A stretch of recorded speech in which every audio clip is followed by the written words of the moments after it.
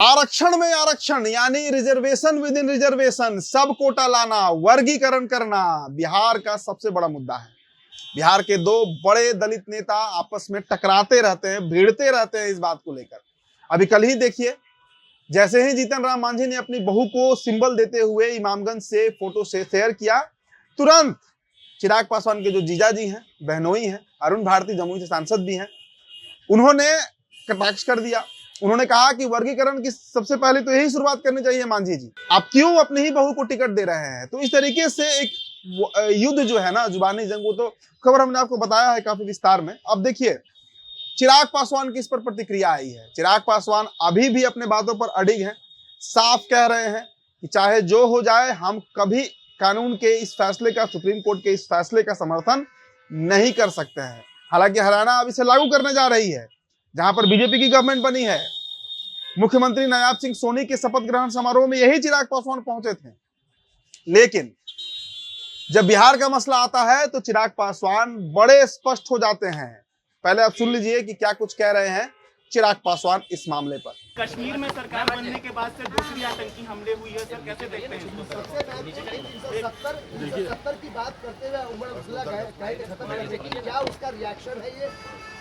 अब ये उसका रिएक्शन है नहीं है, पर जिस तरीके से ये हमला हुआ है ये चिंता की बात ज़रूर है। केंद्र सरकार की भी नज़र इसके ऊपर है, पर जिस तरीके से नई सरकार के गठन के तुरंत बाद इस तरीके की घटनाएं वापस से शुरू हुई हैं, ये कहीं ना कहीं सवाल खड़े करती है। मुझे लगता है राज्य सरकार की भी ये जिम्मेदारी है कि इन बातों को गंभीरता से लेते हुए इस बात को सुनिश्चित करें। एक लंबे समय तक जब केंद्र के शासन में वहाँ पर कार्य को देखा जा रहा था, इस तरीके की घटनाओं में पूरी तरीके से रोक लग गई थी। पर पुनः अगर ऐसे हमले हो रहे हैं, ऐसी घटनाएं घट रही हैं, तो ये चिंता की बात है और राज्य सरकार को भी गंभीरता से इसको देखने की जरूरत है। हरियाणा में सर आप रिजर्वेशन को अलाउ कर दिया गया है हरियाणा सरकार के जरिए से। देखिए, भारत का संघीय ढांचा है, राज्य सरकारों के पास भी अपने अधिकार हैं।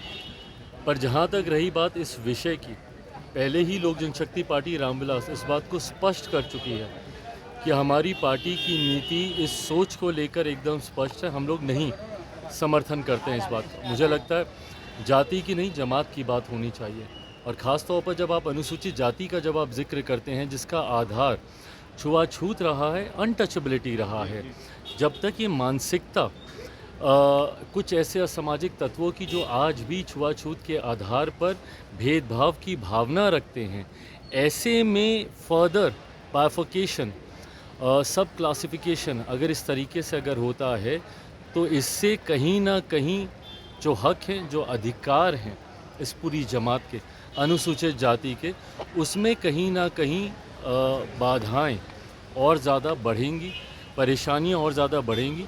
तो इस वर्गीकरण की का समर्थन लोक जनशक्ति पार्टी रामविलास नहीं करती। गिरिराज सिंह यात्रा पर निकले हुए हैं और उनकी यात्रा के बाद सर जो मूर्ति तोड़ने का मामला देखने को मिला है भागलपुर में, गया है वहाँ पे तनाव व्याप्त है। क्या लगता है कि ऐसी यात्राओं से बचना चाहिए? जांच का विषय है, इस यात्रा के कारण हुआ है या किस कारण हुआ है, बट जो भी ऐसे असामाजिक तत्व है, कार्रवाई उस पर जरूर है। तो देखिए, पटना पहुंचते ही चिराग ने स्पष्ट कर दिया है कि हरियाणा को छोड़िए, हम बिहार से हैं और बिहार में ये कानून कभी लागू नहीं होने देंगे, कभी भी यहाँ पर आरक्षण के अंदर आरक्षण नहीं आने देंगे। क्योंकि ये मामला जो है वो जाति का नहीं, समूह का मामला है, ये छुआछूत का मामला है। वो तमाम जातियां जो छुआछूत का दंश झेलते रही हैं, वे सभी हमेशा से ही आरक्षण की हकदार रही हैं और पासवान कभी इससे अलग नहीं हो सकता है। ये बातें बिल्कुल स्पष्ट तरीके से चिराग पासवान ने समझा दिया है। अब देखिए, इमामगंज सीट की तरफ चलते हैं। इमामगंज सीट का गुणागणित हमने आपको बताया। दीपा मांझी जो है संतोष सुमन की पत्नी और जीतन राम मांझी की बहू है, प्रत्याशी बनाई गई है, विधानसभा चुनाव लड़ रही है। मांझी वोट तो उनको मिलेगा, इसमें कहीं कोई दो राय नहीं है, लेकिन रोशन मांझी भी है उधर से। अब देखिए, वहां पर खेल हम पासवानों पर, सुबह भी हमने वीडियो किया था तो हमने बताया था कि चिराग पासवान वहां पर चुनाव प्रचार में जाएंगे या नहीं जाएंगे, ये संशय भी बरकरार है। क्योंकि जिस तरीके से जुबानी जंग चल रहा है, आरोप प्रत्यारोप, वार करना एक दूसरे पर, बार बार टीका टिप्पणी करना, इस तरीके से जो एक इनर कोलिजन चल रहा है, उसके चलते कहीं एनडीए खेमे में इमामगंज सीट पर असर ना पड़ जाए और वहां के जो 20 से 25 हजार पासवान मतदाता हैं वो कहीं छटक ना जाए, क्योंकि वहां से कंचन पासवान भी लड़ रहे हैं AIMIM से, जितेंद्र पासवान लड़ रहे हैं जनसुराज से, तो ऑप्शंस भी है।